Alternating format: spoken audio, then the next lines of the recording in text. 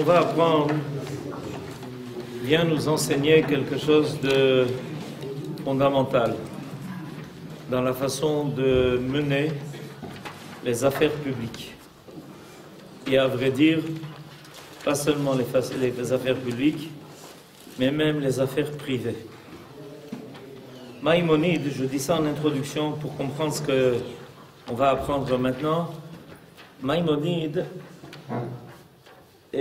dans son livre Les 8 chapitres, qui est une introduction en fait au Pirkei Avot, explique que dans tous les cas, les extrêmes sont négatifs. Et il insiste sur le fait que même les extrêmes, dans quelque chose qui paraît de bien, le fait qu'il soit extrême est négatif. C'est-à-dire, contrairement à ce qu'on aurait pu penser, que l'extrême est quelque chose de négatif quand il s'agit évidemment de quelque chose de mauvais. Et Maïmonide insiste sur le fait que non, ce qui est négatif, c'est l'extrême. Des fois, exactement, bon ou mauvais. Et cet enseignement qu'il nous donne est un enseignement qui concerne les midot, qui concerne les vertus de l'homme, les qualités qu'un homme doit fignoler sur sa propre personnalité. Et on voit qu'il y a des gens qui ont des tendances à l'extrême, dans un sens ou dans un autre. Et il y a des répercussions et il y a des conséquences qui sont négatives. Pourquoi je dis ça? Parce que on va apprendre maintenant un chapitre dans l'histoire de Korach, l'histoire d'Israël, où Korach volontairement a pris quelque chose d'extrême pour attaquer le statut de notre maître Moshe. On peut prendre chaque chose et de nos jours c'est très fréquent. Par exemple, de nos jours, on plaint les femmes qui n'arrivent pas à recevoir le divorce. Comme si toutes les femmes au monde étaient sur le point de divorcer. Et que toutes les femmes qui veulent le divorce ne peuvent pas recevoir le divorce. Et que tous ceux qui doivent donner le divorce se sauvent, évidemment, qu'on n'arrive jamais à les rattraper. Cette façon de présenter les choses, je donne un exemple, je peux redonner un exemple dans d'autres domaines, c'est toujours pour amener à quelque chose de négatif. Il y a quelque chose de négatif qui traîne dans le fait de vouloir mettre en relief un point qui est marginal et d'en faire une généralité. Alors voilà ce qu'il nous a dit par exemple à propos de Korach. Qu'est-ce qu'il en est? Ensuite, Korach chercha à prouver la cruauté inévitable des commandements énoncés par Moshe. Et il le fit sur un ton railleur. Le Midrash, en commentant le début des psaumes, le début des psaumes, c'est le premier chapitre, où il est marqué « Uv moshav letzim lo yashav » ne prend point place dans une société de railleurs, met en évidence les manières provocantes de Korach. C'est-à-dire, c'est de lui qu'il s'agit dans ce premier verset, selon le Midrash. Celui-ci racontait par exemple. Alors, qu'est-ce qu'il a fait? Il a voulu prouver sa thèse que Moshe Rabbeinu, en fait, avait inventé les mitzvot. Voilà, c'était sa thèse. Alors, comment il a prouvé ça? Alors, il a pris un cas extrême et il a essayé de le mener jusqu'au bout pour que les gens finissent par dire « Mais c'est inconcevable, mais c'est incroyable, mais c'est insupportable. C'est quoi? C'est ça la Torah. » Voilà. Je ne sais pas si vous avez déjà entendu cette phrase. Vous l'avez déjà entendue. C'est bizarre. Alors, comment il a fait ça? Alors, il raconte comme ça. Une pauvre, veuve, ça commence bien. Une pauvre et veuve, donc elle avait déjà deux problématiques. Elle était et pauvre et veuve. Et elle possédait un champ. Quand elle voulut le labourer, Moshe lui dit « Tu ne laboureras pas avec un bœuf et un âne attelés ensemble. » Il était clair que cette veuve pauvre, qui avait un champ, ne pouvait labourer ce champ qu'avec un bœuf et un âne ensemble. Et voilà qu'au moment, pour gagner son pain, et elle était obligée de semer les graines, elle a voulu le labourer Et alors, tout d'un coup, alors qu'elle se prépare à labourer son champ, cette pauvre veuve, tout d'un coup, Moshe se présente devant elle et lui dit « Non, pas le bœuf et l'âne ensemble. » Pourquoi? Tout celui qui laboure son champ, le laboure avec un bœuf et un âne. Si on a un champ, on n'est pas si pauvre. Si on a un champ, déjà, on n'est pas si pauvre. Ça, c'est une belle remarque. Mais en plus de ça, c'est en général comme ça qu'on laboure un champ. Il n'y a pas d'autre solution. C'est de labourer avec le bœuf et l'âne, et la Torah l'interdit. D'ailleurs, il faut savoir que la raison dévoilée de l'interdiction de labourer le bœuf, avec le bœuf et l'âne ensemble, c'est que ce sont des animaux qui ont des qualités tout à fait différentes, et que s'ils labourent ensemble, ça leur cause un grand dommage, une grande peine, parce que le bœuf est très fort, et l'âne est obligé de suivre le bœuf et il n'a pas la force, etc. Et ça s'inverse. Alors comment? Alors voilà, il commence comme ça. Et ça continue. Lorsqu'elle voulut l'ensemencer, il l'a mis en garde. Tu n'ensemenceras pas avec des graines d'espèces différentes. C'est-à-dire qu'elle n'avait qu'une possibilité, c'est de ensemencer son champ avec du blé et de l'orge mélangé. C'était la seule chose qui lui restait à faire. Et voilà que tout d'un coup, à nouveau, qu'est-ce qu'elle voit? Se dresser devant lui, Moshe qui lui dit non, c'est interdit. Vous avez compris? Quand vint le moment de la récolte, entre-temps ça a été vite d'ailleurs, il lui interdit d'achever la moisson au coin de son champ et d'en ramasser la glanure. C'est-à-dire qu'il y a le dîne de Péa, où il faut laisser une partie du champ pour qui? Ah oui, alors d'abord, il a commencé par argumenter qu'elle était pauvre. Et maintenant, qu'est-ce qu'il dit? Mais c'est injuste qu'elles doivent laisser quelque chose pour les pauvres. Il n'y a pas de problème. Quand on veut mener les choses à leur extrême, tout est justifiable. Au moment de l'engrangement, il lui ordonna de prélever et d'offrir la première et la seconde dîme, c'est-à-dire de donner les troumotes et les maasrot. Elle reconnut que le droit était contre elle et donna tout. C'est-à-dire elle était tellement écœurée de ne pas avoir pu labourer son champ avec un bœuf et un âne, de ne pas avoir pu ensemencer le champ avec des espèces qui étaient différentes, de devoir laisser une partie aux pauvres, et finalement de donner les Trumot ou Maasrot. Elle a décidé de tout donner. Elle vendit son champ, acheta 2 aniels pour se vêtir de leurs toisons et bénéficier de leurs produits. Mais quand elles eurent mis bas, Aaron vient lui dire « Donne-moi les premiers-nés !» À l'époque de la tonte, lui réclama à Aaron les prémices de la tonte. Elle se dit qu'elle n'avait pas la force de résister à cet homme et décida d'égorger et de manger les bêtes. Mais Aaron lui dit alors, il est toujours là. C'est intéressant d'ailleurs. Il y a soit présent Moshe, soit présent Aaron. Ils sont toujours là.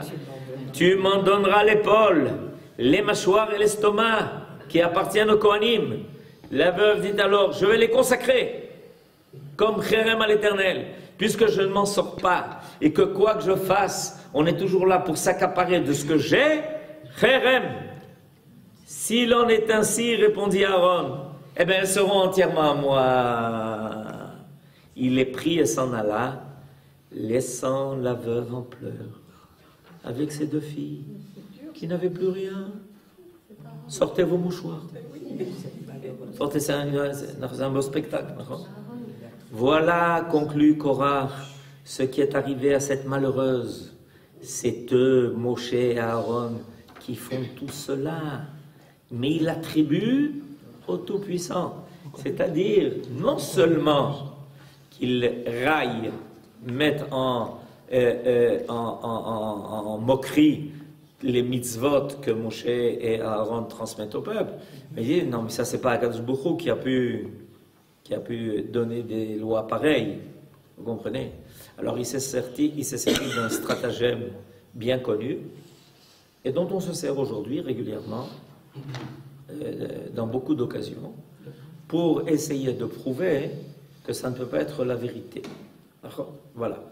Alors, dans énormément de domaines, j'en ai donné un, dans beaucoup de domaines, dans la cache-route, on ne peut pas se marier, on ne peut pas se manger comme on veut, on ne peut pas on ne peut plus respirer, on ne peut pas vivre, on ne peut rien. Voilà. Ça, cette méthode-là, c'est en fait qu'il faut que vous sachiez, l'auteur en est Korach. C'est important de savoir que l'auteur attitré, ne lui retirez pas ses droits d'auteur, c'est lui. On lui laisse. C'est Korach. Okay. Moi, si vous voulez, bon, le problème abordé de cette façon-là, bon, il est abordé de cette façon, mais... C'est Korach, c'est pas... Oui, mais on dit par ailleurs que ce qui est le plus répandu et le plus au premier niveau, c'est que Korach voulait ou prendre la place de Moshe, mais pas contester les lois. Si, les lois de Moshe. Les lois de Moshe. Vous savez comment on présente la Torah, Yosef? Comment on la présente? Quand un khatan donne la tabat à la kala, qu'est-ce qu'il lui dit? Kedat Moshe ve Israël. Kedat Moshe ve Israël. Là, tu n'as pas dit Dat Hashem. C'est l'histoire. Kedat Moshe ve Israël.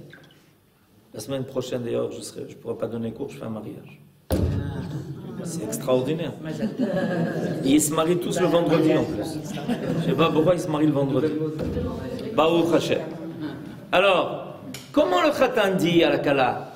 Arrête me koudeshekli, beta'abadzo, kedat Moshe ve Israël. Pourquoi kedat Moshe ve Israël? T'inquiète, kedat HaKadosh Baruch Hu. En davar kazé.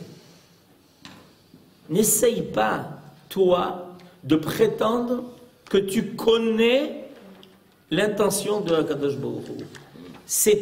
C'est un orgueil sans limite. Dire que toi tu connais l'intention de HaKadosh Baruch Hu, que toi tu es capable de décider qu'est-ce que HaKadosh Baruch Hu veut et quelles sont ses véritables lois, voilà, là tout commence. C'est ce que Korach a voulu prétendre. Il a dit, écoutez, moi j'ai rien, je suis sûr que HaKadosh Baruch Hu, il a sûrement de belles lois. C'est comme ça que la démagogie commence. Je suis sûr. Mais ça ne peut pas être ce que Moshe nous a donné. Ça ne peut pas être ça. Et je vais vous le prouver. Alors vous savez qu'il a amené... Ça c'est un exemple. Mais il en a donné comme ça une série. Il donnait cours, il était très intelligent, Korach. Il était très chacham. Il avait deux avantages énormes. Le premier avantage énorme, il était très riche. On dit riche comme Korach. C'est lui. Oui. C'est lui. C'est Korach. Il n'y avait pas riche comme Korach. Il n'y avait pas riche comme lui. Non. Il était un homme extrêmement riche et un homme extrêmement intelligent. Alors il mettait à profit les deux. C'est pour ça d'ailleurs qu'il était prêt à payer à tout celui qui voulait se joindre à lui. Il n'avait aucun problème. C'est les deux moyens pour travailler sur l'esprit des gens. Pour qu'ils soient honnêtes, il y a deux moyens. La démagogie et l'argent. Comme ça, ils sont honnêtes. Alors, Korach, il dit non, mais il y a sûrement des belles lois que Kadosh Baruch Hu nous a données. Mais ce n'est pas celle-là. Je suis prêt à suivre les lois de Dieu, mais pas les lois de Moshe. Et elles sont où les lois de Dieu? Elles sont où? Si ce n'est pas les lois de Moshe, elles sont où?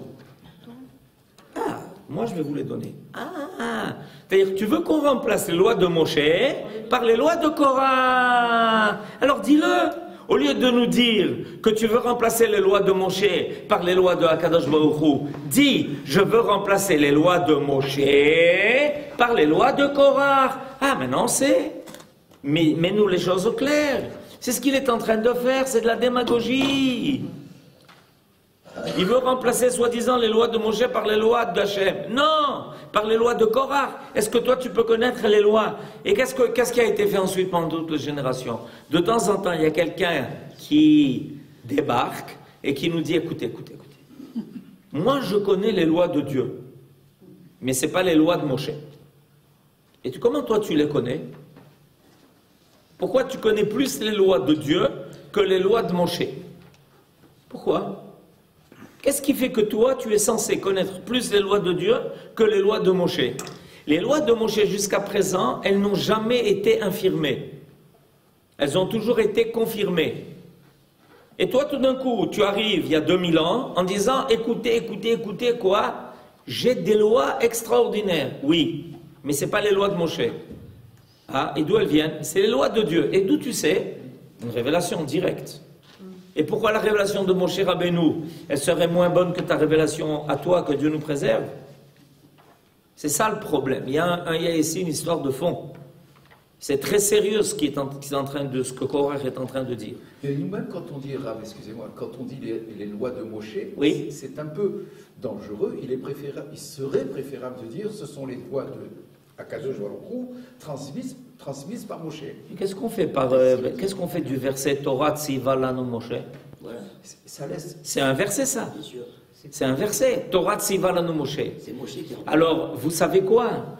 C'est pour ça que la Torah, elle a pris soin de préciser que Moshe Rabbeinu, il était l'homme le plus modeste de tous.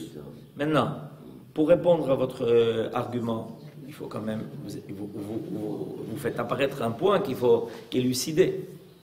Quand on a traversé la mer Rouge,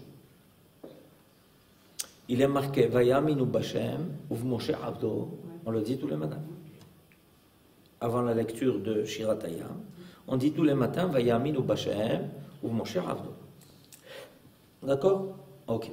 Ramaïmoni dit, quand on est arrivé au Sinaï, Akadosh Baruch Hu s'adresse à Moshe, lui dit monte vers moi, et je vais te parler aux yeux et aux oreilles du peuple tout entier. Pourquoi? Vegam becha ya'aminu le'olam. Dit Maïmonide, mais comment? Pourquoi Vegam becha ya'aminu le'olam? Tu as déjà dit Vayaminu Bashem ou Moshe Avdo. Tu as déjà dit. Alors il dit la chose suivante, et c'est important de le savoir, que le peuple avait une certaine confiance en Moshe, parce qu'il a fait des choses extraordinaires. Il les a sortis d'Égypte, il avait amené les 10 plaies, il leur a fait traverser la mer Rouge. On ne peut pas contester la force de Moshe Rabbeinu. Mais ils avaient besoin d'une confirmation qui soit définitive. Que tout ce que disait Moshe, et sortait direct de la voix de Akadosh Baruch Hu. Quand est-ce que les choses ont commencé à s'effriter? C'est important de le savoir, ça. Quand est-ce que la confiance, qui était une confiance totale dans le fait que l'on savait que toute parole de Moshe était une parole de Dieu, ça commençait à s'effriter à la fin. Dans le manque d'eau, Chet Haegel. Chet Haegel, le manque d'eau. Il n'est pas revenu. Quand il n'est pas revenu au bout des 40 jours. Non, c'était après. Ah, ok. B, quand il a tapé sur le rocher. Non, déjà avant, je veux dire, comme ils ont dit, tout ce que dira Hachem, là, c'est Venishma. Et alors, pourquoi ça veut dire ça vient, il y avait déjà à ce niveau-là une... La première fois où cette confiance totale a commencé à s'effriter, c'est quand Myriam a dit pourquoi, dis-moi, qu'est-ce que c'est cette histoire-là? Tu n'es pas à la maison, etc. Parce que tu as entendu Akadosh Baruch Hu au Sinaï. Et nous aussi. On était tous là-bas. Quand elle a osé comparer le niveau de Moshe au niveau des autres prophètes, Ça a provoqué Kulam Kedoshi. tout a commencé. Ça a commencé à dégringoler. Ça a provoqué Kulam Kedoshi. Parce que immédiatement, Akadosh Baruch Hu intervient en disant oh, Bechol Beti Neman ou PLP Adaber Bo. Comparer le niveau de Moshe Rabbeinu à quelconque autre niveau, Ça remet en cause et en danger tout ce que nous avons reçu de la Torah. Parce que c'est ça l'idée. L'idée fondamentale, regardez, je vous ai déjà donné et un verset et un enseignement des sages. Torah tziva lanu Moshe, mon rachat keilat Yaakov. Et ça, on l'a entendu de nos propres yeux au Sinaï. On a tous été témoins. Kedat Moshe ve Israël. Moshe Emet, vous savez ce qui s'est passé finalement? Vous savez ce qui s'est passé finalement? Un jour, un sage, il a rencontré un bédouin. Et le bédouin il lui a dit, dis-moi, tu veux que je t'amène voir quelque chose d'intéressant? Il lui a dit, oui, regarde, dans le désert, il y a un endroit où il y a 2 trous et sort de la fumée en permanence. Vous savez, comme les endroits où il y a des geysers. Alors il est allé, il lui dit, ouais, qu'est-ce que c'est ça? De quoi? Qu'est-ce que c'est? Qu'est-ce qu'il y a là en bas? Un mini-volcan. Il lui dit, écoute, il y a des voix qui sortent. Je lui dis, quoi? Je lui dis, regardez, entends. Qu'est-ce qu'il entend? Il entend Moshe Emet et Torato Emet. Je lui dis, mais c'est quoi cet endroit? C'est là que ont été enterrés Korach et toute sa famille. Et ils sont dans le Gehinom, et tu vois la fumée qui sort, c'est la fumée du Gehinom. Et qu'est-ce qu'ils disent dans le Gehinom? Moshe Emet et Torato Emet. Il paraît que c'est réel, il y a des scientifiques qui sont allés vérifier ça récemment. Ah bon? Oui. Hein? On l'entend Alors là, Si, on entend une voix comme ça. Une voix de corbeau. Des scientifiques qui ont Enregistré? alors là,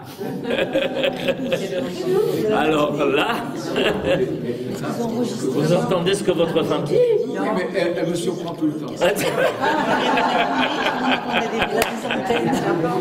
Moshe Emet et Torato Emet, organisez-nous un voyage, on y va. Alors, Je me permettais de faire la remarque concernant Moshe, oui. c'est que certains pourraient dire où est la place d'Akadosh Baruch Hu. Si c'est Torah de Moshe, quelle est la place d'Akadosh Baruch Hu? La place de Akadosh Baruch Hu, c'est que l'homme s'élève à un tel niveau qu'il arrive à adhérer à la volonté divine, à sa parole, et que fidèlement, il puisse la transmettre. C'est très important ce qu'on est en train de dire. Vous savez pourquoi c'est très important? Parce qu'il n'y a rien dans notre Torah qui est sans les rabbanim.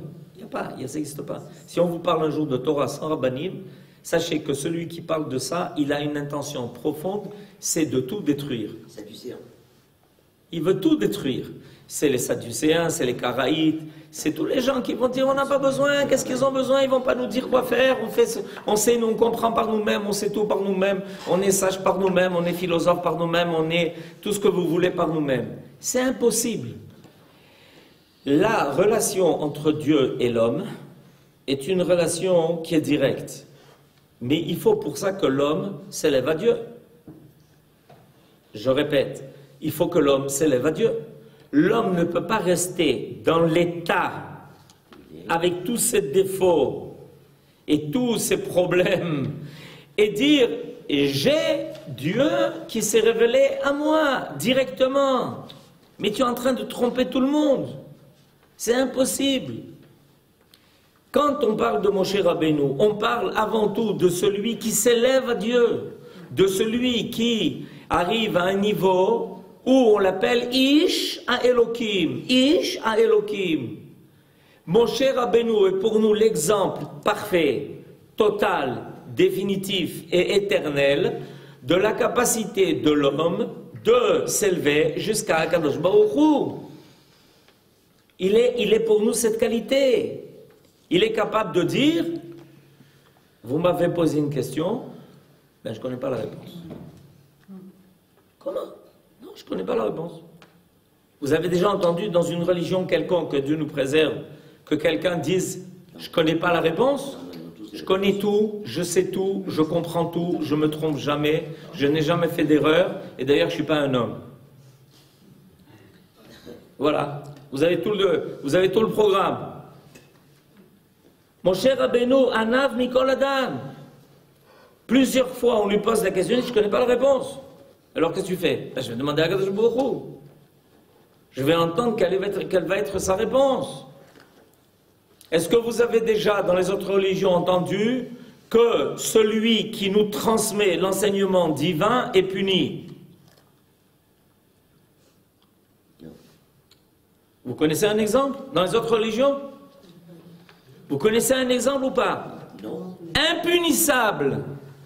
Tout celui qui crée une religion est impunissable. Par définition, il ne se trompe jamais. Comment voulez qu'il soit puni? Et qu'est-ce que la Torah nous raconte? Moshe Rabbeinu est puni. De quoi? D'une erreur. Ah, bien sûr. Alors, de là, tu apprends que s'il est puni pour une erreur, s'il n'a pas été puni pour le reste, ça veut dire que tout ce qu'il a dit est vérité. Vous avez compris la déduction? Dans toutes les religions, quelqu'un est impunissable. Celui qui crée la religion, impunissable. Jamais, il ne peut pas se tromper. C'est impossible. Et mon cher Rabbeinu, il dit, je ne sais pas, je vais demander. Il fait une erreur. La Torah nous dit qu'il va être puni. Que Akadosh Baruch Hu ne laisse pas rentrer en Eretz Israël. On apprend de là ce que ça veut dire Torah Moshe. Torah Moshe. Torah Moshe, ça veut dire la capacité de l'homme de s'élever jusqu'à Akadosh Baruch Hu, d'adhérer à sa volonté et de transmettre son enseignement de façon fidèle. Maintenant, il faut savoir une chose, c'est qu'à un moment donné, on a tous entendu la même chose. Imaginez-vous que Moshe Rabbeinu nous dise quelque chose et que nous, on dit, mais Dieu, c'est parce qu'on a entendu. Quand on était au Sinaï et qu'on a entendu au moins les 2 premières paroles et que Moshe Rabbeinu vient nous dire, voilà, sur les 10 commandements, sur les 2 tables de la loi seront marqués les 10 commandements. Le premier, Anochi Hashem Elokecha Asher Hotzeticha Me'eretz Mitzrayim. Si quelqu'un n'avait pas entendu, ou qu'il avait entendu quelque chose d'autre, qu'est-ce qu'il aurait fait? Contester. Il aurait dit, c'est cette histoire-là, d'où tu as trouvé ça? Et Korach au Sinaï, tu as dit quelque chose? Tu as dit à Moshe Rabbeinu, non, ma pitom, tu n'as pas dit une chose pareille. On était là-bas, on n'a pas entendu. Personne n'a contesté. Personne n'a contesté. Pourquoi personne n'a contesté? Parce que c'était vrai. On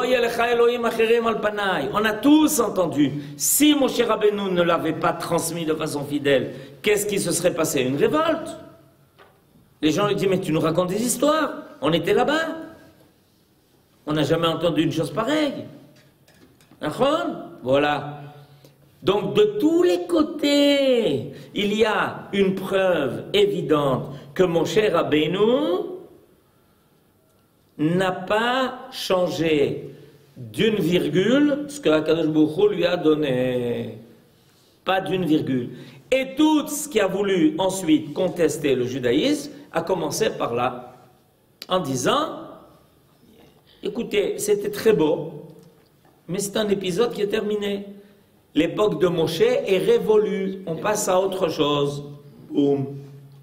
De temps en temps, il y en a un qui se lève et qui passe à autre chose. Même aujourd'hui, il y a des quoi aujourd'hui? Bien sûr, même aujourd'hui, même aujourd'hui.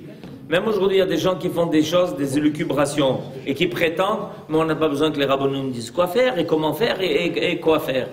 Non, pas besoin, on se débrouille par nous-mêmes. On sait quoi? On est en relation directe, par Bézek, avec Dieu. Maintenant, en ce moment, Bézek, ça cause des problèmes. Alors il faut faire attention, ceux qui parlent d'être en relation directe avec Bézek, par Bézek avec Dieu, parce qu'il y a des problèmes là-bas, il paraît. Alors il faut faire attention. Alors ils vont passer à Hot, ou ils vont passer à téléphone, je ne sais pas à quoi. En tout cas, ils sont en direct. Ils n'ont pas besoin que les rabbanim leur disent quoi faire. On sait nous-mêmes, par nous-mêmes, on est tous Kulanu Kedoshim, Kulanu Rabbanim, Kulanu Chachamim, Kulanu Navonim, Kulanu. Yefshar Kacha, c'est impossible. Sans compter que ça crée, en plus de ça, un manque d'unité énorme. Énorme. Chacun colle et fait ce machou. Chacun prend pas de son côté en disant, moi je connais tout, je connais la vérité. Mais il faut émettre.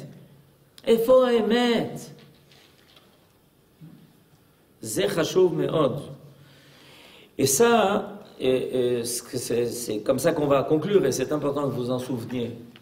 C'est que pour précisément attaquer la véracité des choses, il faut toujours se méfier de quelqu'un qui vous prend un cas et qui le mène à quelque chose d'extrême. Parce que dans les extrêmes, il n'y a pas la vérité.